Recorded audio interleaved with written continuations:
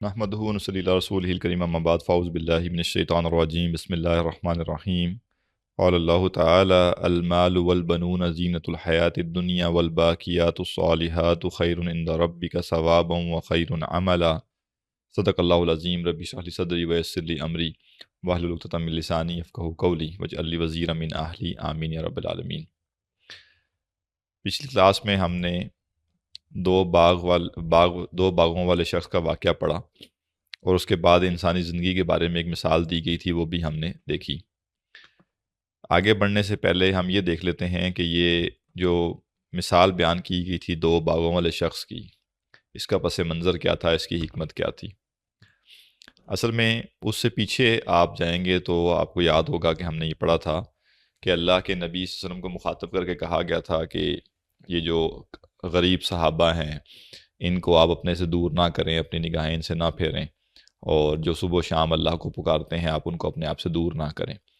اور یہ جو مطالبہ تھا یہ مشرکین مکہ کا تھا، اور مشرکین مکہ یہ کہہ رہے تھے کہ ہم چونکہ مالدار ہیں، سردار ہیں، ہمارے پاس اتھارٹی ہے، منصب ہے، لہٰذا ہم یہ غریبوں کے ساتھ نہیں بیٹھنا چاہتے، اور نعوذ باللہ جیسے کمی لوگ ہیں ہم ان کے ساتھ نہیں بیٹھنا چاہتے، تو ہمارے مرتبے کے مطابق ہمارے لیے مجلس منعقد ہونی چاہیے۔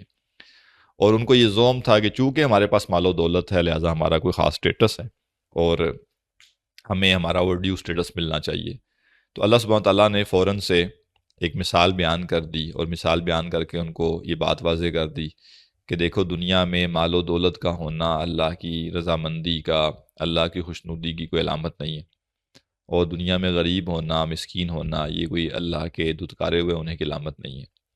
اور دیکھو تمہارا معاملہ یہ دو باغوں والے شخص جیسا ہے، اس کو بھی اللہ نے مال و دولت دیا تھا، لیکن اس نے بجائے اللہ کی بندگی کرنے کے، اللہ کی اطاعت کرنے کے، اللہ کے سامنے عاجزی اختیار کرنے کا تکبر کیا، اور وہ اکڑا کس کے سامنے؟ جو اللہ پر ایمان رکھنے والا تھا۔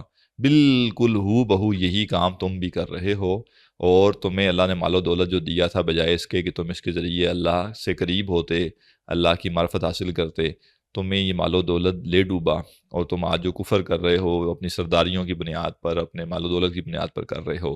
لیکن دیکھو انجام کیا ہونا ہے؟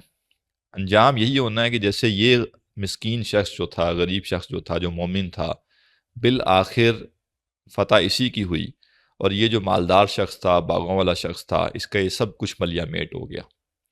اور یہی معاملہ ایسا مکہ میں بھی ہوا کہ کچھ سالوں کی بات تھی، اور کچھ سالوں کے بعد وہی غریب لوگ، مسکین لوگ جو تھے، جن کو یہ دھتکارتے تھے، کمتر سمجھتے تھے، وہی پھر واپس آئے ہیں، اور فتح مکہ ہوا، اور وہ لوگ غالب آئے، وہ حکمران بنے ہیں، اور یہ جو سردار تھے یا یہ مارے گئے، ذلت برداشت کرنی پڑی ان کو، یا پھر ان کو جو ہے وہ کچھ ان میں سے جو ہیں ان کو مکہ سے جانا پڑا، بہت کم ایسے لوگ تھے، اور کچھ لوگ جو تھے وہ ان کو پھر ایمان قبول کرنا پڑا، تو یعنی ان کی چل نہیں سکی، ان اینی کیس ان کو اپنی وہ سرداریاں جو تھیں ان سے ہاتھ دھونے پڑے۔ لہذا کہا کہ جو انجام ان دونوں کے معاملے میں باغ والے شخص کا ہوا ہے وہی انجام تمہارا بھی ہوگا۔ تو قرآن مجید میں جو کچھ بیان کیا جاتا ہے وہ ریلیونٹ ہوتا ہے، محض واقعات، محض تفاصیل، محض تمثیلات بیان نہیں کی جاتی، تو یہ کانٹیکسٹ تھا اس کا۔ اور ساتھ میں قرآن مجید کی اس صورت میں خاص طور پہ جو تھیم چل رہا ہے وہ کیا ہے؟ مادہ پرستی، ظاہر پرستی، جو دکھ رہا ہے اس کو سب کچھ سمجھنا، یا ظاہر سے دھوکہ کھانا، اس کو بار بار نمایاں کر کے بتایا جا رہا ہے۔ اور دجال کا جو فتنہ ہے، اس فتنے کے اندر جو سب سے بڑا ایلیمنٹ ہوگا وہ یہی ہوگا کہ ظاہری چیزوں کی بنیاد پر دجال اپنے آپ کو خدا بھی ثابت کرے گا۔ میں ایک چھوٹی سی بات یہاں عرض کرنا چاہوں گا کہ موجودہ دور میں ایک تو پیرامیٹرز چینج کر لیے گئے ہیں کچھ چیزوں کے، اور دوسرا موجودہ دور کا جو دجل ہے وہ یہ ہے کہ بعض لوگ اپنی ظاہری باتوں سے ایسا دھوکہ دے سکتے ہیں انسان کو کہ کسی کو سمجھانا مشکل ہو جاتا ہے کہ بھئی آپ حقیقت دیکھیں، ظاہر کو نہ دیکھیں۔ ایک طریقہ جو رائج ہو رہا ہے وہ یہ ہے کہ ہر وہ شخص جس نے لوگوں کو دھوکہ دینا ہوتا ہے وہ پہلے اس کے الٹ دعوے کرتا ہے۔ پہلے وہ یہ بتاتا ہے کہ میں آپ کے ساتھ ہوں، میں آپ کا خیر خواہ ہوں، میں آپ کے لیے بہت کچھ کروں گا، لیکن اصل میں وہ شخص جو ہے وہ دھوکے باز ہوتا ہے، اور وہ فریب کر رہا ہوتا ہے، اور وہ دھوکہ دے رہا ہوتا ہے۔ باور تو وہ یہی کرواتا ہے کہ میں ہی مسیحا ہوں، میں ہی نجات دہندہ ہوں، میں نے ہی سارے مسئلے حل کرنے ہیں، سب کچھ مجھ سے ہی ٹھیک ہوگا، لیکن اصل میں ایسا نہیں ہوتا، بلکہ اصل میں وہ یہ سب کچھ جو کر رہا ہوتا ہے وہ محض لوگوں کی حمایت حاصل کرنے کے لیے کر رہا ہوتا ہے۔ تو یہ چیز اچھی طرح سے دیکھنا چاہیے کہ جو لوگ جن کو دنیا فالو کر رہی ہے، جن کے پیچھے لوگ چل رہے ہیں، ان کے دعوے اور ان کے عمل میں تضاد تو نہیں ہے کہیں؟ اگر تضاد ہے تو سمجھ لیجئے کہ یہ ایک طرح سے دجالیت ہی ہے، مائنر سی ہے، آپ کہہ لیں دجالیت کا ایک بہت چھوٹا سا یہ ٹائنی پیکج ہے، لیکن بلکہ یہ دجالیت ہے کہ انسان کسی کے ظاہر کی بنیاد پر، اس کے دعووں کی بنیاد پر، یا اس کی چند ایسی ایکٹیویٹیز جو وہ دھوکہ دینے کے لیے کرے، جبکہ وہ کھل کے اس کے خلاف بھی کر رہا ہو۔ اور ہم آئے دن ہم اس طرح کے تجربات سے ہمیں سامنا پیش آتا ہے کہ ایسے لوگ جو کہ ان کے خاص اپنے مفادات ہوتے ہیں، اور وہ انتہائی کبھی قسم کے لوگ ہوتے ہیں، انتہائی ان کے آپ کہیں کہ گھناؤنے مقاصد ہوتے ہیں، لیکن ان کو پتہ ہے کہ یہ گھناؤنے مقاصد اگر ہم نے لوگوں کے سامنے رکھ دیے تو پھر تو ہمارا کام نہیں ہو سکے گا، لہٰذا ان کے ظاہر کو خوشنما بنایا جاتا ہے، انہیں لیڈر بنایا جاتا ہے، انہیں ہیرو بنایا جاتا ہے، اور ان کی ایسی پبلسٹی کی جاتی ہے، ان کو ایسا ان کا اورا کریٹ کیا جاتا ہے کہ لوگ ان کے پیچھے پاگل ہو جائیں۔ اور ایک دفعہ جب یہ سب ہو جائے تو لوگوں کی آنکھیں تو بند ہو جائیں گی، لوگوں کی آنکھوں پہ پٹیاں پڑ جائیں گی۔ اب وہ شخص کیا کرے گا؟ لیبل وہ وہی رکھے گا جس کی وجہ سے اسے لوگوں کو اکٹھا کیا تھا، لیکن اندر خانہ وہ بڑے پیمانے کے اوپر لوگوں کو دھوکہ دے گا، اور بڑے پیمانے پہ جو اس کے باطل مقاصد تھے وہ ان کی تکمیل کرے گا۔ اور وہ یعنی کوئی شخص جو ہے وہ دعویٰ تو شاید یہ کر دے کہ بھئی میں اللہ کے سوا کسی کے سامنے جھکتا نہیں ہوں، میں اللہ کے سوا کسی سے مانگتا نہیں ہوں، لیکن عمل اس کا یہ ہو کہ جہاں جس در سے اس کو ہلکی سی امید پیدا ہو وہ وہاں پہ اس در کے دروازے کھڑکائے، اور جہاں سے اس کو ہلکا سا گمان لگے کہ یہاں سے مجھے کچھ فائدہ ہو سکتا ہے، وہ وہاں پہ جا کے منت ترلے کرنا شروع کر دے۔ لیکن ہوتا کیا ہے کہ پہلے وہ لوگوں کو منوا چکا ہوتا ہے کہ دیکھو میں تو بہت بڑا متقی آدمی ہوں، میں تو بہت بڑا نیک آدمی ہوں، اور میں جو ہے وہ کسی پر میرا توکل نہیں ہے، کسی سے میں کچھ نہیں مانگتا، لیکن عمل اس کا بتا رہا ہوگا۔ اگر کوئی شخص حقیقت دیکھنے والا ہے، اگر وہ دعووں پر نہیں جا رہا بلکہ وہ کراس چیک کرتا ہے دعووں کو، اور وہ ٹٹول کے دیکھتا ہے کہ یہ بندے نے جو دعوے کیے تھے ٹھیک بھی کیے تھے کہ نہیں کیے تھے، اور پھر وہ دیکھتا ہے کہ نہیں بھائی یہ ایک طرف سے تو دعوے یہ کر رہا ہے کہ میں صرف اللہ کا محتاج ہوں، لیکن دوسری طرف ہمیں نظر آ جاتا ہے کہ ہر جگہ جو ہے وہ منتیں سماجتیں ہوتی ہیں کہ جی کسی طریقے سے ہمیں فائدہ دے دیا جائے۔ تو ان چیزوں سے الرٹ رہیں، اور خاص طور پہ میں یہ عرض کروں گا کہ وہ سب لوگ جو دین کا نام لے کر اپنی وقت بنانے کی کوشش کرتے ہیں، اور دین کا لیبل لگا کر لوگوں سے اپنی حمایت حاصل کرنا چاہتے ہیں اور اپنے باطل مقاصد کو حاصل کرنا چاہتے ہیں، ان کو اچھی طرح ٹٹولیں، ان کے دعووں پر، ان کی دو باتوں پر، ان کے ایک دو اقدامات کی بنیاد پر ان کے پیچھے نہ چل پڑیں، بلکہ ان کے پورے کردار، ان کے پورے رویے کو دیکھیں، ان کے پورے عمل کو دیکھیں، اور ٹٹول کے دیکھیں، کیونکہ یہ لوگ جو ہیں چلیں دنیا کا لیڈر ہے وہ تو اگر آپ کو برباد کرے گا تو آپ کی دنیا برباد کرے گا، لیکن جو لیڈر دین کے نام پہ کھڑا ہوگا اور وہ آپ کی حمایت حاصل کرے گا تو وہ آپ کی آخرت بھی برباد کرے گا۔ تو بس آج کی دجالیت یہی ہے کہ خوشنما دعوے، خوشنما قسم کا ایک اورا اپنا کریٹ کر لیا جائے، لوگوں کے اندر اپنا ایک تصور قائم کر لیا جائے، اور پھر اس کے بعد اس کے خلاف جتنا مرضی اقدامات کیے جائیں، باطل مقاصد حاصل کیے جائیں، لوگ بس اس کو دیکھیں گے، وہ جو بیانات دیے گئے تھے لوگ ان کو دیکھیں گے۔ تو یہ چیز بالکل ذہن میں رکھنی ہے۔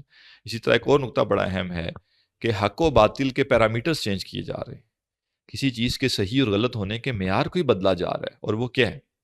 یہ جدید دور میں سوشل میڈیا نے یہ ٹرینڈ پیدا کیا ہے کہ جو شخص فیمس ہے وہ ٹھیک ہے، ٹھیک ہے، جو شخص پاپولر ہے وہ ٹھیک ہے، یا جس کی فالوئنگ زیادہ ہے وہ ٹھیک ہے۔ قطعاً یہ تصور حق و باطل کا نہیں ہے۔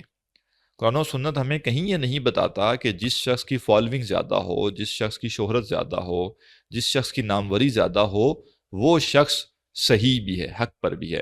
کسی کا حق پر ہونا اور کسی کا مشہور ہونا، ان دونوں میں زمین آسمان کا فرق ہے۔ لہٰذا ہم اچھے طریقے سے یہ چیز دیکھیں کہ کیا ہمیں جدید معیارات کے اوپر تو ہماری ذہن سازی نہیں کی جا رہی، کیا ہمیں سوشل میڈیا کے فیم، یا ہمیں کسی کی شہرت، یا ہمیں کسی کی پاپولیرٹی کی بنیاد پر یہ تو نہیں ثابت کیا جا رہا کہ یہ شخص حق پہ کھڑا ہے۔ میں بالکل اس بات کو سمجھتا ہوں کہ دجال جب بھی آئے گا، اور لیٹس سے کہ یہ جو سوشل میڈیا کا ٹرینڈ ہے یہی ہوگا، تو سب سے زیادہ فالوور دجال کے ہی ہوں گے. ظاہر ہے عجیب و غریب کارنامے کر کے دکھائے گا تو اس کا بھی کوئی سوشل میڈیا پیجز ہوں گے، نہ فیس بک پہ پیج ہوگا، یوٹیوب پہ پیج ہوگا. تو پاپولیرٹی دجال کی بہت اوپر ہوگی. اور جن لوگوں کے نزدیک، جن لوگوں کو یہ باور کروا دیا گیا تھا کہ پاپولیرٹی ہی حق کا معیار ہے، تو وہ کہیں گے بھائی لاکھوں کروڑوں لوگ اس کو فالو کر رہے ہیں، کیسے غلط ہو سکتا ہے یہ؟ لہٰذا یہ بالکل ٹھیک ہے. اور وہ دعوے کیا کرے گا؟ وہ تو یہ دعوے کرے گا کہ میں آپ کے مرے ہوئے والدین کو زندہ کر سکتا ہوں، لہٰذا مجھ پر ایمان لے آؤ اور مجھے خدا تسلیم کر لو.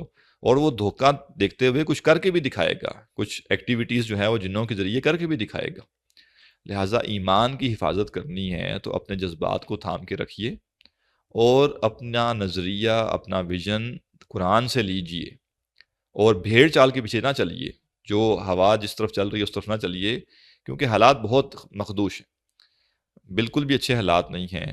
اور کس طریقے سے باطل چیزیں جو ہیں ان کو پروموٹ کیا جا رہا ہے، ان کو فیم دلایا جا رہا ہے، تاکہ لوگ یہ دیکھتے ہوئے کہ یہ چیز فیمس ہے بس اس کو اس کی ہاں میں ہاں ملا لیں، اس کو حق تسلیم کر لیں. تو اگر کوئی لیکچر سوشل میڈیا پہ سب سے زیادہ اس کے ویوز ہیں تو یہ بنیاد نہیں ہے کہ وہ ٹھیک ہے. اگر کسی شخص کے فالوور سب سے زیادہ ہیں، کسی سپیکر کو اگر سب سے زیادہ لوگ فالو کرتے ہیں، تو یہ قطعاً اس کے صحیح یا حق پر ہونے کی علامت نہیں ہے. بلکہ قرآن مجید تو یہ کہتا ہے کہ جو دنیا میں اکثر لوگ ہیں وہ تو ایمان لاتے ہی نہیں. اکثر لوگ تو مفاد پرست ہوتے ہیں، دنیا پرست ہوتے ہیں، اور اکثر لوگ تو جاہل ہوتے ہیں. اکثریت جو انسانوں کی ہوتی ہے وہ تو ایکسپلائٹ ان کو کیا جا رہا ہوتا ہے، وہ جہالت پر مبنی ہوتے ہیں. لہٰذا فیم اور اکثریت اور پاپولیرٹی اور یہ سب بنیادیں اگر ہم اس چکر میں آ گئے تو کل کو ایسے لوگ اوپر آنا شروع ہو جائیں گے. کیونکہ یہ میکانزم ہے نا، سوشل میڈیا کا میکانزم ایسا ہے کہ اس میں بڑے طریقے سے لوگوں کو اوپر لایا جاتا ہے. شریف آدمی، علمی آدمی، اکیڈیمک آدمی، سنجیدہ آدمی کی یہاں گنجائش نہیں ہے. اور اس لیے ہم دیکھیں کہ اکثر کیا ہوتا ہے، اچھا جی میں اس کو کیوں سنوں، اس کے تو ویوز ہی نہیں ہیں، میں اس کو کیوں دیکھوں، اس کے تو لائکس ہی نہیں ہیں. تو یہ بڑے طریقے سے یہ دجالیت ہمارے اندر پیدا کی جا رہی ہے، جس سے ہمیں اپنے آپ کو بچانا ہے. اور ہمیں وہ نظر پیدا کرنی ہے جو ظاہر کے پردے کو پھاڑ کر اس کے پیچھے جو چھپی ہوئی حقیقت ہے اس تک وہ پہنچ سکے، اور وہ اپیرنٹ چیزوں کو چھوڑ کر جو گہرائی میں چیزیں موجود ہیں ان کو دیکھ سکے اور اس کی بنیاد پر حقیقت کا تعین کر سکے. اب اسی سلسلے کو جاری کرتے ہوئے آگے فرمایا گیا کہ دنیا کی جو حقیقت ہے اسی کو مزید واضح کیا جا رہا ہے. اور کیسے واضح کیا جا رہا ہے کہ فرمایا کہ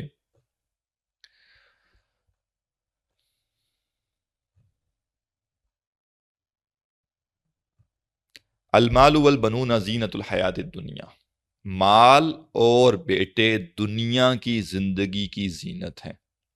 آپ کو مسلسل جو تھیم نظر آئے گا وہ کیا ہے؟ دنیا کی ظاہری چمک دمک اور اصل حقیقت.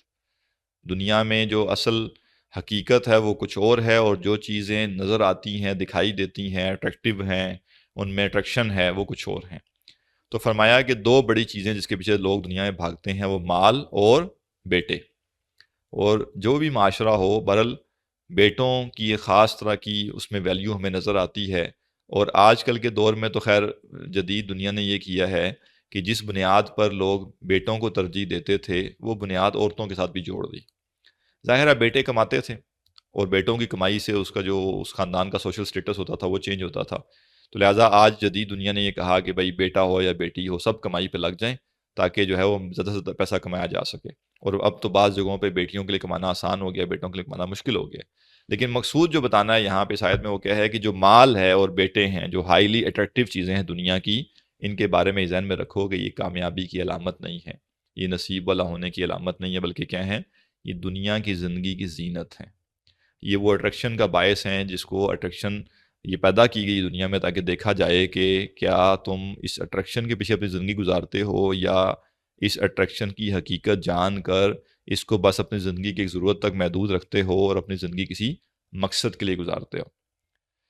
والباقیات الصالحات خیر عند ربک ثوابا وخیر عملا، اور جو باقی رہنے والی نیکیاں ہیں وہ بہت بہتر ہیں آپ کے رب کے ہاں ثواب کے لحاظ سے بھی، اور وہ بہت بہتر ہیں آپ کے، اور وہ بہت بہتر ہیں امید کے اعتبار سے بھی. یہاں پہ ہمیں دو آراء ملتی ہیں جو والباقیات الصالحات ہیں اس کے حوالے سے. کچھ علماء نے تو کہا ہے کہ جو باقیات الصالحات ہیں اس سے مراد وہ تمام نیک اعمال ہیں، جیسے ہمیں 5 وقت کی نماز پڑھنے کا کہا گیا. جس سے اللہ کی ہمیں رضا حاصل ہوتی ہو. تو ہر نیک عمل جس سے اللہ کی رضا حاصل ہوتی ہے وہ باقیات الصالحات ہے. اور ایک رائے یہ ہے جو کہ حدیث میں بھی آیا ہے کہ اللہ کے نبی نے فرمایا کہ جو باقیات الصالحات ہے وہ کیا ہیں؟ سبحان اللہ والحمد للہ لا الہ الا اللہ واللہ اکبر ولا حول ولا قوۃ الا باللہ العلی العظیم.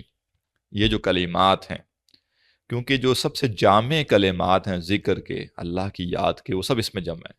سبحان اللہ، الحمد للہ، لا الہ الا اللہ، اللہ اکبر، لا حول ولا قوۃ الا باللہ العلی العظیم. یہ سارے کلمات انتہائی اعلیٰ درجے کے کلمات ہیں اسلام میں، اور یہ سب سے بہترین ذکر ہیں. لہذا فرمایا کہ مال اور بیٹوں کے پیچھے کھپنے سے زیادہ بہتر چیز کیا ہے؟ ان کی ضرورتیں پوری کرو، اپنے دنیا کے تقاضے پورے کرو، لیکن یہ سب چیزیں کیا ہوں گی؟ دنیا میں رہ جائیں گی. ہاں، سوائے اس کے کہ اولاد ایسی اولاد ہو جو انسان کے لیے صدقہ جاریہ بنے. محض اولاد کافی نہیں ہے، بلکہ اولاد کا صدقہ جاریہ بننا یہ انسان کے لیے مفید ہے. تو لہذا فرمایا کہ باقیات الصالحات، اور بعض لوگوں نے جو ہے وہ باقیات الصالحات سے مراد یہ لیا ہے کہ ہر وہ چیز جو کہ انسان کے دنیا سے جانے کے بعد بھی اس کو نفع پہنچائے، وہ باقیات الصالحات. چاہے انسان نے ایسا علم لوگوں کو دیا کہ وہ علم آگے سے آگے چلتا رہا اور انسان کا اجر چلتا رہا، چاہے انسان نے لوگوں کے لیے کوئی ویلفیئر کا کام کر دیا کہ کنواں کھدوا دیا، کوئی اس طرح کا ادارہ بنا دیا جس سے لوگوں کے روزگار کا مسئلہ حل ہوتا جا رہا ہے، لوگوں کی مدد ہو رہی ہے، لوگوں کو راشن مل رہا ہے، یا اس نے کوئی ایسی خدمت سر انجام دے دی کہ مسجد بنوا دی، مدرسہ بنوا دیا، کسی ادارے کا کوئی ادارہ بنا دیا، اس ادارے کے لیے معاونت فراہم کر دی. اور دیکھیے سب سے بڑا جو صدقہ جاریہ وہ یہی ہے کہ آپ کچھ ایسا کام کر جائیں جس کے نتیجے میں وہ آگے سے آگے بڑھتا جائے. لہذا خاص طور پہ وہ ادارے جو آغاز میں ہوتے ہیں اور ان کی بنیادیں بن رہی ہوتی، بنیادوں سے مراد عمارت کی تعمیر نہیں ہے بلکہ اداروں کی بنیادیں ہوتی ہیں، تو وہاں جو لوگ محنت کرتے ہیں اور اس ادارے کو اپنے پاؤں پہ کھڑا کرنے کے لیے کوشش کرتے ہیں، اس میں اپنا مال بھی لگاتے ہیں، اپنا وقت لگاتے ہیں، اپنی صلاحیتیں لگاتے ہیں، تو یہ وہ صدقہ جاریہ جو دکھائی تو نہیں دیتا، لیکن یہ بہت عظیم صدقہ جاریہ ہے. اس کے بعد ہزاروں لاکھوں لوگ اس ادارے کے ذریعے قرآن سے جڑیں گے، دین سے جڑیں گے، لیکن وہ جن لوگوں نے بنیادوں پر کام کیا ہوگا، اس ادارے کی بنیادیں رکھی ہوں گی، اس بنیادوں میں تعاون کیا ہوگا، ان کے لیے ہمیشہ کا صدقہ جاریہ ہوگا. تو لہٰذا فوکس کس بات پہ کرنا ہے؟ یعنی کیا ہم کبھی اس بات کی ٹینشن لیتے ہیں کہ میں مر جاؤں گا تو میرے بعد میری نیکیاں کیسے جاری رہیں گی؟ یا ہمیں بس یہ ٹینشن ہوتی ہے کہ میں مر جاؤں گا تو میرے پیچھے میرے بچے کہاں رہیں گے؟ بچے کہیں نہ کہیں رہ لیں گے، لیکن میری آخرت کے لیے جو چیز زیادہ اہم ہے وہ یہی ہے کہ میں دنیا میں ایسا کیا کر کے گیا ہوں کہ میرے مرنے کے بعد بھی میرا اجر جاری رہے. اور آپ دیکھیے وہ لوگ جنہوں نے اپنی زندگی مشکل سے تو گزار لی تھوڑی سی، لیکن دین کے لیے کوئی خدمت سر انجام دے گئے، کچھ لوگوں کو پڑھا دیا، کچھ شاگرد تیار کر گئے، یا انہوں نے کسی ادارے کے لیے وقت لگایا اور ایک میکانزم جنریٹ ہو سکا جس سے آگے اور لوگ تیار ہو رہے تھے، یا وہ اپنا مال جو ہے وہ دین کے لیے خرچ کر کے چلے گئے، صدقہ جاریہ بنا گئے. تو صدیاں گزرتی جا رہی ہیں لیکن اجر ان کو ملتا جا رہا ہے. ہمارے جتنے ائمہ دین ہیں، ہمارے اسلاف ہیں، ہمارے علماء ہیں، جنہوں نے کتابیں لکھ دی ہیں، شاگرد تیار کیے، ادارے کھڑے کیے، اب چلتا جا رہا ہے. وہ دنیا سے چلے گئے لیکن ان کا اجر جو ہے وہ لکھا جا رہا ہے، مسلسل جو ہے ان کا اجر لکھا جا رہا ہے، اور واللہ عالم کتنے 100 سال تک ان کا یہ اجر لکھا جاتا رہے گا. اور یہ ہے اصل میں کمائی، یہ ہے اصل میں اچیومنٹ، یہ ہے اصل میں سکسیس. لہذا کہا جا رہا ہے کہ دیکھو ظاہر تو یہی ہے کہ مال اور بیٹے، لیکن سب یہ دنیا کی زندگی کی زینت ہے، بس اس سے زیادہ اس کی وقت نہیں ہے. اور اصل چیز باقیات الصالحات ہے، باقی رہنے والی نیکیاں ہیں، اور وہ بہت بہتر ہیں تمہارے رب کے نزدیک ثواب کے لحاظ سے بھی اور امید کے اعتبار سے بھی. یعنی کسی چیز پر امید رکھنی ہے تو ان چیزوں پر امید رکھو. وَيَوْمَ نُسَيِّرُ الْجِبَالَ، اور جو ہی دنیا کی ساتھ بات ہوتی ہے تو اس دنیا کے سارے معاملے کو ملیامیر ساتھ ہی کیا جاتا ہے. بار بار اس صورت میں ہمیں بتایا جا رہا ہے کہ یہ دنیا میں جو کچھ ہے اس کا انجام ہونا کیا ہے، جس کے پیچھے تم اتنا کھپتے ہو، اتنا تک و دو کرتے ہو، اس کا انجام کیا ہونا ہے. وَيَوْمَ نُسَيِّرُ الْجِبَالَ، اور جس دن ہم چلائیں گے پہاڑوں کو، وَتَرَى الْأَرْضَ بَارِزَةً، اور تم دیکھو گے زمین صاف شٹیل میدان ہو جائے گی. اگین پھر وہی بات آ گئی، تیسری دفعہ یہ آ رہا ہے یہاں پہ کہ زمین کو ہم بالکل صاف شٹیل میدان کر دیں گے. یہ بڑے بڑے پلازے، یہ بڑی بڑی عمارتیں، یہ برج خلیفہ اور یہ بڑی بڑی سوسائٹیاں، سب برابر، سب کی وقت ایک جیسی ہوگی. اور انسان دیکھتا رہے گا کہ میں نے اس کے لیے ساری زندگی لگائی تھی، میں یہ جو اتنی بڑی کامیابی سمجھ رہا تھا کہ میں نے بیریا میں، DHA میں، فلاں بڑی سوسائٹی میں ایک کنال کا گھر بنا لیا، تو جیسے میں کوئی فن خواہ بن گیا ہوں دنیا میں. کہاں ہے وہ؟ دکھائی نہیں دے رہا کہیں پہ، بالکل برابر، سب میدان کچی بستی بھی برابر ہے، اور 10 کروڑ روپے کا گھر جو ہے وہ بھی برابر ہو چکا ہے۔ لہٰذا یہ سب چیزیں حقیقت نہیں ہیں، ان کو حقیقت نہ لو، بس دنیا سے جیسے گزر سکتے ہو گزرو، اور میکسیمم کچھ ایسا جمع کرو کہ جب آخرت میں آنکھ کھلے تو تمہیں وہ دکھائی دے رہا ہو۔ اب سوچئے جس شخص نے دنیا میں گزارا کر لیا تھا لیکن اللہ کی راہ میں صدقہ کر دیا، اللہ کی راہ میں انفاق کیا، اللہ کی راہ میں وقت لگایا، دین کا علم سیکھا، دوسروں کو سکھایا، یا جہاں علم دین دیا جا رہا تھا وہاں تعاون کیا، وقت دیا، اپنا مال دیا، قیامت کے دن وہ نظر آ رہا ہوگا اس کو کہ میں تو سارا کچھ بچا کے ساتھ ہی لے آیا ہوں، یہ کیا بھائی، یہ دنیا میں نہیں رہا میرا، یہ مال و دولت میرا سب کچھ ساتھ آ گیا ہے۔ اور خالی ساتھ نہیں، اللہ تعالیٰ کیا فرماتا ہے، وہ کہیں گنا بڑھا کر دے گا انسان کو۔ تو سمجھدار کون شخص ہے؟ سمجھدار وہی ہے جس نے آخرت کے لیے محنت کی۔ وَحَشَرْنَاهُمْ، اور ہم سب کو جمع کر لیں گے، فَلَمْ نُغَادِرْ مِنْهُمْ أَحَدًا، اور ہم ان میں سے کسی کو نہیں چھوڑیں گے۔ وَأُرِزُوا عَلَىٰ رَبِّكَ صَفًّا، اور وہ پیش کیے جائیں گے آپ کے رب کے سامنے صفیں باندھے ہوئے۔ لَقَدْ جِئْتُمُونَا كَمَا خَلَقْنَاكُمْ أَوَّلَ مَرَّةٍ، اور انہیں کہا جائے گا کہ آ گئے نا ہمارے پاس ویسے ہی جیسے ہم نے تمہیں پہلی دفعہ پیدا کیا تھا۔ حدیث میں آتا ہے کہ قیامت کے دن تمام انسان بغیر لباس کے کھڑے ہوں گے اور بغیر ختنے کے ہوں گے، جیسے دنیا میں پیدا ہوئے تھے ویسی ہی دوبارہ پیدائش ہوگی۔ حضرت عائشہ رضی اللہ عنہا نے سوال پوچھا کہ اللہ کے نبی صلی اللہ علیہ وسلم، مرد عورتیں سب موجود ہوں گے تو کیا وہاں وہ ایک دوسرے کو دیکھیں گے نا اس طرح سے بغیر لباس کے؟ آپ نے فرمایا کہ اس دن کی سختی اتنی زیادہ ہوگی کہ کسی انسان کو یہ پرواہ نہیں ہوگی، یعنی اس وقت کوئی کسی کی جسم کی طرف، کسی کے بہنا ہونے کی طرف فوکس ہی نہیں کر سکے گا، ہر بندے کو اپنی پڑی ہوگی۔ لہٰذا انسان دوبارہ پیدا کیے جائیں گے بالکل ویسے جیسے وہ پہلی دفعہ پیدا کیے گئے تھے۔ بل زعمتم، بلکہ تم نے تو گمان کر لیا تھا، الن نجعل لکم موعدا، کہ ہم تمہارے لیے کوئی وعدے کا وقت مقرر ہی نہیں کریں گے۔ تمہیں دنیا میں تھوڑی سی ڈھیل کیا دی، تمہیں دنیا میں تھوڑی سی آسانی کیا دی، آسائش کیا دی، تمہیں کیا لگا کہ اب دنیا ہی دنیا ہے، اب یہیں رہیں گے، مزے کریں گے، کھائیں پیئیں گے، عیاشی کریں گے؟ نہیں نہیں نہیں نہیں، ہم نے تو واپس تمہیں بلانا تھا اور ہم نے تم سے حساب تب لینا تھا، ہم نے آزمائش کے لیے بھیجا تھا۔ آگے کلوزنگ دو، اب بتاؤ کیا کر کے آئے ہو؟ مال دیا تھا، کیا کیا اس کے ساتھ؟ کہاں سے کمایا تھا، کہاں خرچ کیا تھا؟ عمر دی تھی، کہاں لگائی ہے؟ کن کاموں میں اپنا وقت لگایا ہے؟ جوانی دی تھی، اس کا بتاؤ، جوانی میں کیا کیے؟ یہ سب سوال پوچھا جائے گا، اور جب تک ان کا جواب نہیں دے گا انسان ہل نہیں سکے گا۔ وَوُزِّيَ الْكِتَابَ، اور اعمال نامہ رکھ دیا جائے گا۔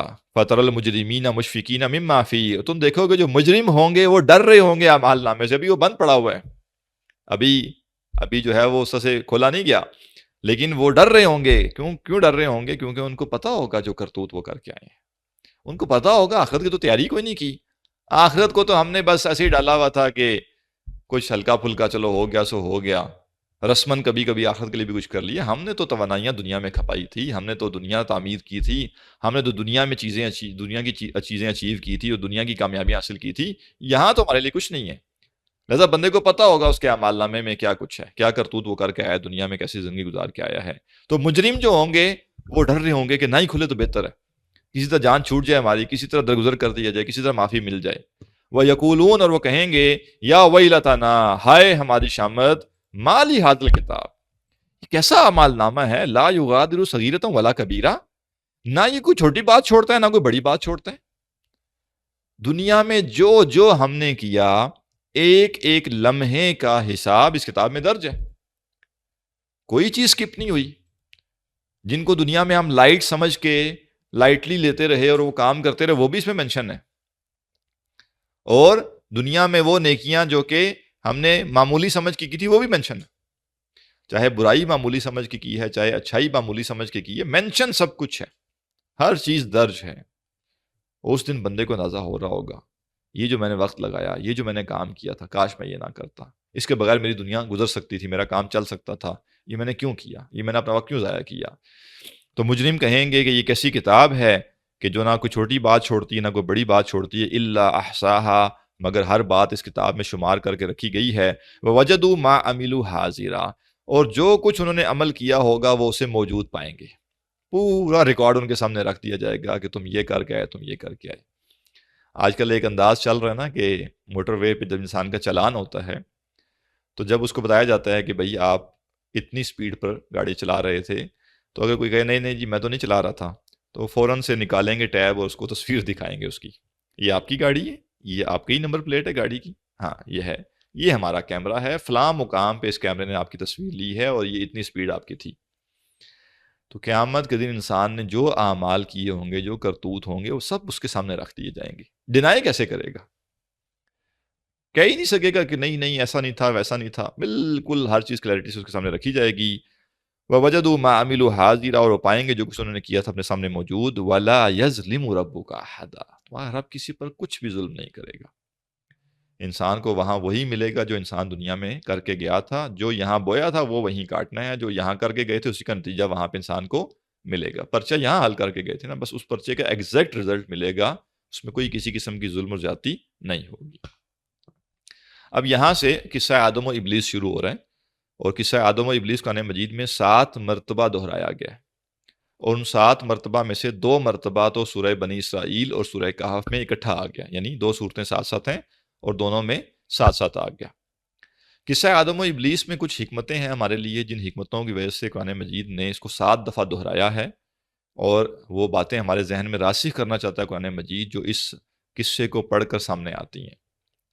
پہلی بات تو قرآن مجید یہ بتاتا ہے کہ دیکھو، بہت بڑی بڑی اپرچونٹیز 2 لوگوں کے پاس موجود تھی، اور ان دونوں لوگوں نے کیا کیا؟ اپنے رویے کی بنیاد پر ایک ان میں سے کامیاب ٹھہرا اور ایک ناکام ٹھہرا۔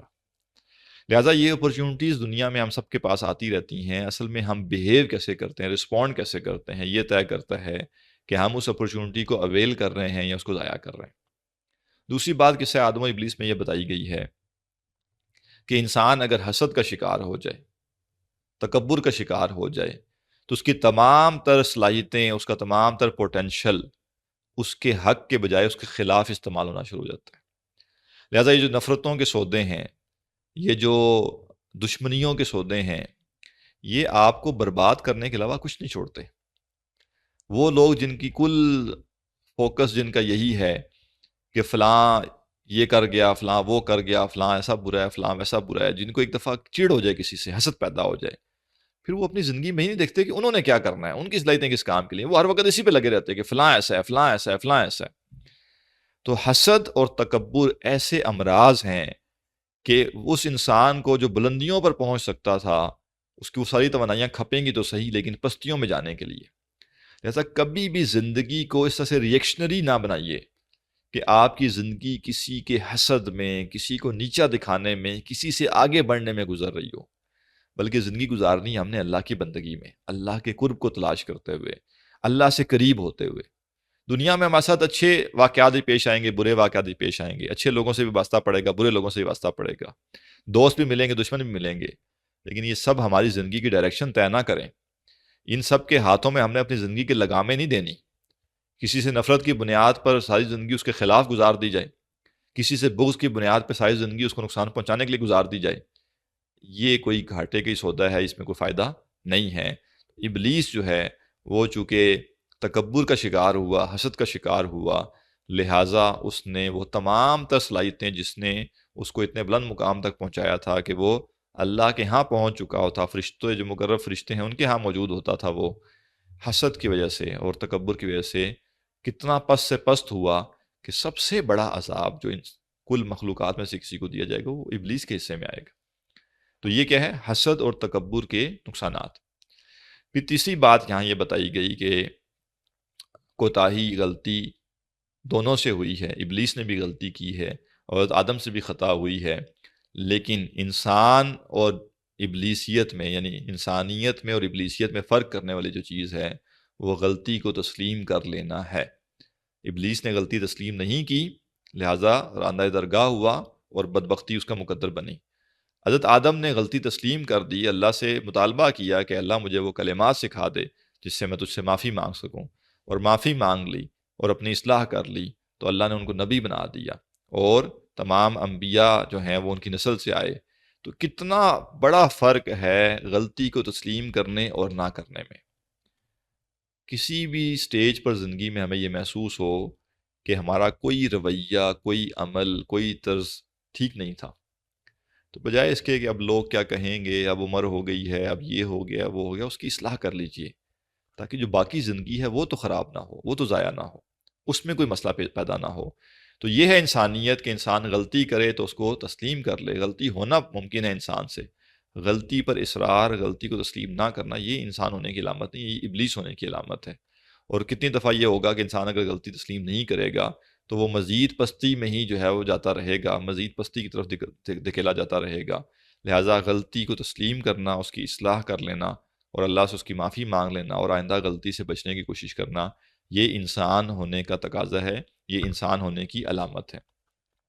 تو یہ قصہ آدم و ابلیس ہے جو مختلف مقامات پہ قرآن مجید میں بیان ہوا، اور ہر مقام پہ تھوڑا تھوڑا آپ کہہ لیجئے کہ کہیں پہ واقعے میں تھوڑی سی کوئی چیز اضافہ کر دیا گیا، کوئی تفصیل ایڈ کر دی گئی، لیکن 95% واقعہ تقریباً قرآن مجید میں ہر جگہ ایک جیسا ہی ہمیں نظر آتا ہے.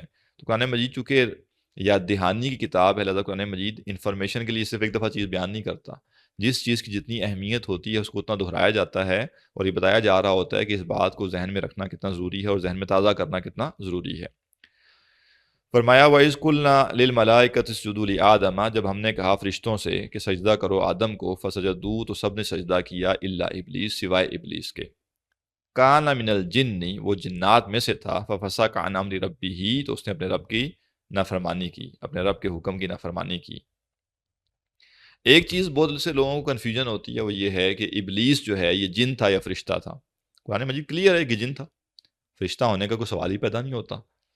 اگر کنفیوژن اس وجہ سے پیدا ہوتی ہے کہ حکم فرشتوں کو دیا گیا تو ابلیس سے سجدے کا تقاضا کیوں تھا، تو یہ سمجھ دیجئے کہ جب بہت بڑا مجمع کوئی ہوتا ہے تو مخاطب جو کیا جاتا ہے وہ غالب اکثریت جو ہوتی ہے اسی کو کیا جاتا ہے. تو فرشتوں کو جب حکم دیا گیا تو ان فرشتوں میں جن ایک ہی تھا صرف، لہٰذا اس کو الگ سے مخاطب کرنے کی ضرورت نہیں تھی، آٹومیٹیکلی یہ بات سمجھ آ رہی تھی کہ وہ بھی حکم میں موجود. لہٰذا حکم فرشتوں کو دیا گیا، لیکن ابلیس کو بھی حکم دیا گیا تھا جو کہ لفظوں میں موجود نہیں. اور اگر بالفرض یہ حکم ابلیس کو نہ ہوتا تو بجائے اس کے کہ ابلیس اتنا کچھ کرتا، وہ کہتا کہ مجھے تو حکم ہی نہیں دیا گیا تو میں کیوں سجدہ کروں. تو اس نے یہ نہیں کہا، قرآن مجید میں کہیں اس نے یہ نہیں کہا کہ میں نے سجدہ اس لیے نہیں کیا کہ مجھے حکم ہی نہیں دیا گیا. وہ تسلیم کر رہا ہے کہ مجھے حکم دیا گیا ہے، لیکن وہ کہہ رہا ہے کہ سجدہ نہ کرنے کی وجہ کیا ہے، جو کہ آگے آ رہی ہے کہ یہ وجہ ہے سجدہ نہ کرنے کی. یہ آدم کو تو نے مٹی سے پیدا کیا ہے، مجھے آگ سے پیدا کیا ہے، اور اس کے زوم میں آگ چونکہ افضل ہے اور مٹی کمتر ہے، لہٰذا ایک برتر شے کمتر کو کیوں سجدہ کرے. تو تکبر جو ہے وجہ بنی سجدہ نہ کرنے کی، نہ کہ حکم. لہٰذا بالکل کلیئرٹی ہے کہ ابلیس جنوں میں سے تھا، اور یہی وجہ ہے کہ جنوں کے پاس ہاں اور نہ کا اختیار ہے، یس اور نو کا اختیار ہے. ان کو یہ اختیار دیا گیا کہ وہ اللہ کا حکم چاہے تو مانے چاہے تو نہ مانے، جبکہ فرشتے جو ہیں ان کے پاس ایسا اختیار ہی نہیں. لہٰذا فرشتوں سے یہ توقع ہی پاسبل نہیں ہے کہ فرشتوں کو اللہ کو حکم دے گا اور اس پر اس کی تعمیل نہیں کریں گے. تو وہ صاحب اختیار ہستی نہیں ہیں فرشتے. جن صاحب اختیار ہیں اور انسان صاحب اختیار ہیں، اور چونکہ ایک صاحب اختیار کے ہوتے ہوئے ایک اور صاحب اختیار مخلوق پیدا کی گئی تو اس کی جو یونیکنس تھی وہ زائل ہو رہی تھی، ختم ہو رہی تھی. یہی وجہ بنی اس کے حسد کی اور تکبر کی کہ کیوں میرے ہوتے ہوئے ایک اور مخلوق پیدا کی گئی ہے جو کہ صاحب اختیار ہو اور اپنی مرضی سے وہ اللہ کی چاہے تو فرمانبرداری کرے، چاہے تو نافرمانی کرے. افتتخذونہ وذریتہ اولیاء من دونی، کیا تم بناتے ہو اسے اور اس کی اولاد کو دوست میرے سوا. یعنی وہ ابلیس جس نے تمہارے ساتھ دشمنی کی اور جو آج تک تمہارا دشمن ہے، تو کیا تم اس ابلیس کو جس نے آدم علیہ السلام کو سجدہ ہی نہیں کیا تھا، کیسی اولاد ہو تم کہ جو اپنے آبا کے دشمن، ازلی دشمن کو دوست بناتے ہو، اور وہ بھی دوست بنا رہے ہو اللہ کو چھوڑ کر، وہم لکم عدو، جبکہ ابلیس تمہارا دشمن ہے. تو ہم ابلیس کو کیسے دوست بناتے ہیں؟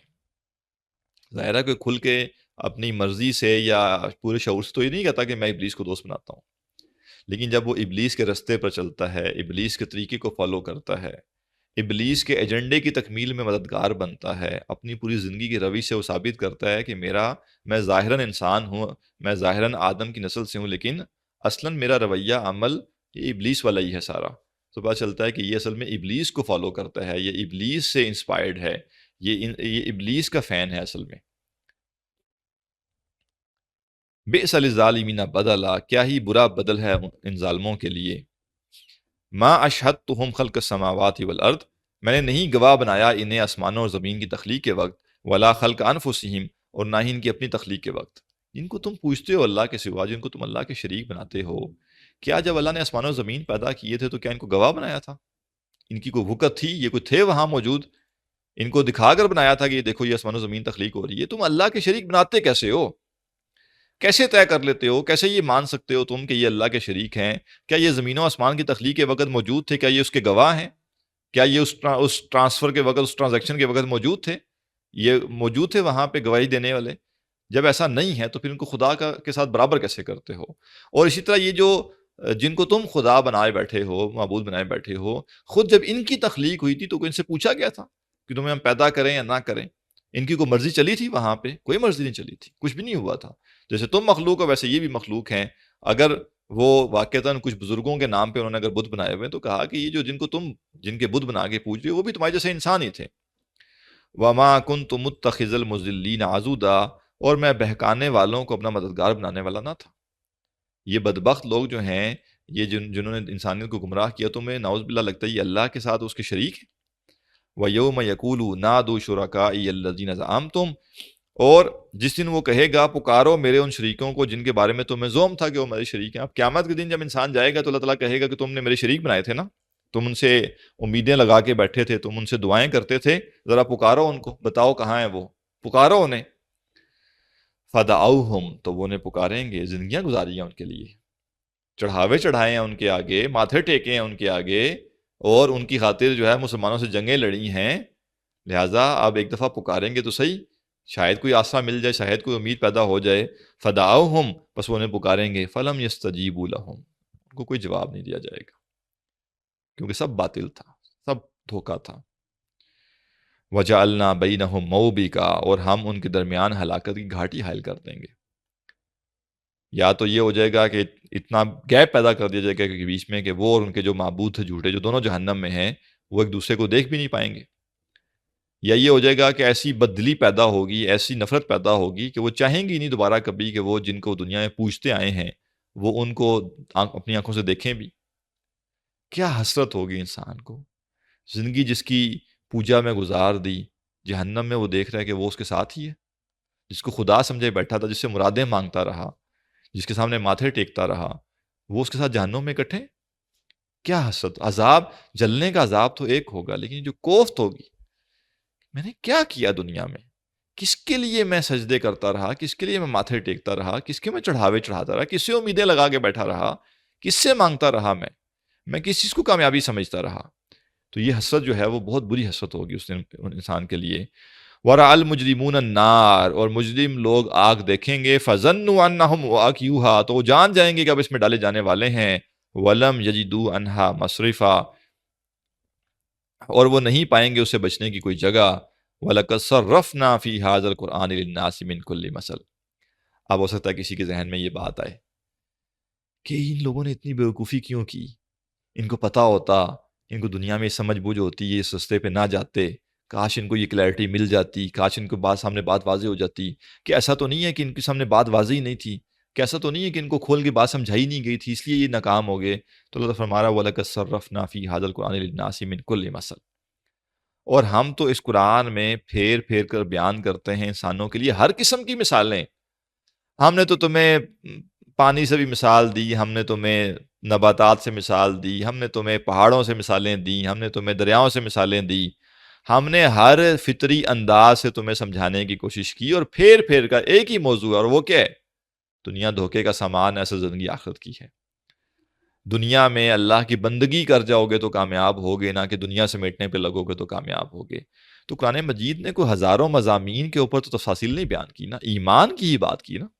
احکامات تو قرآن مجید میں بہت کم آیتوں میں بیان کیے گئے، باقی پورا قرآن کیا ہے؟ ایمان ہے، اور ایمان کا لب لباب کیا ہے؟ کہ اصل حقیقت اللہ ہے، اصل ہستی اللہ کی ہستی ہے، اور اصل مطلوب یہ ہے کہ تم اللہ کی بندگی کرو، اللہ کی سامنے عاجزی اختیار کرو، اور اللہ نے جس مقصد کے تمہیں پیدا کیا ہے اس مقصد کی تکمیل کر کے دنیا سے جاؤ۔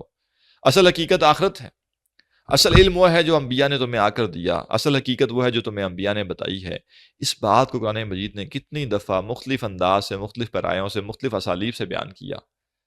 سارے کے بعد بھی انسان کی بدبختی ہے نا، ہمارے پاس فزکس پڑھنے کا ٹائم ہے، میتھمیٹکس پڑھنے کا ٹائم ہے، وہ میتھمیٹکس کے اصول پڑھے ہیں جو زندگی میں کبھی اپلائی ہی نہیں ہوئے، ایسے ایسے فارمولے پڑھتے رہے، A square two plus B square plus یہ پلس وہ، 99% انسانیت نے کبھی پڑھنے کے بعد ان فارمولوں کو کبھی استعمال ہی نہیں کیا، رٹے بھی لگائے ہیں، ان کو سمجھنے کے لیے ٹیوشنیں بھی پڑھی ہیں، اور پتہ نہیں کیا کیا نہیں کیا۔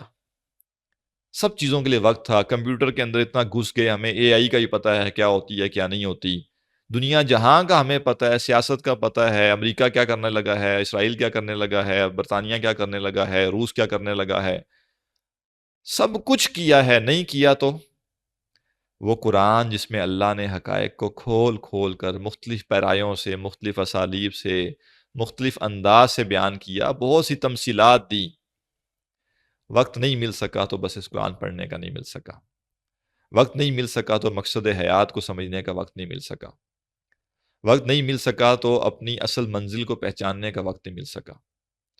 تو گویا اس شخص کے مانند معاملہ ہوا نا کہ وہ ایک مثال بنی ہوئی نا کہ ایک شخص تیزی سے دوڑے جا رہا تھا، رستے میں کسی نے اسے پوچھا کہاں دوڑے جا رہے ہو؟ کہتا یہ جلدی جلدی خط پہنچانا ہے۔ اس نے پوچھا کس کو پہنچانا ہے؟ اس نے کہا اتنی جلدی تھی کہ میں نے یہ بھی نہیں پوچھا کہ کس کو پہنچانا ہے، اتنی جلدی تھی مجھے دوڑنے کی۔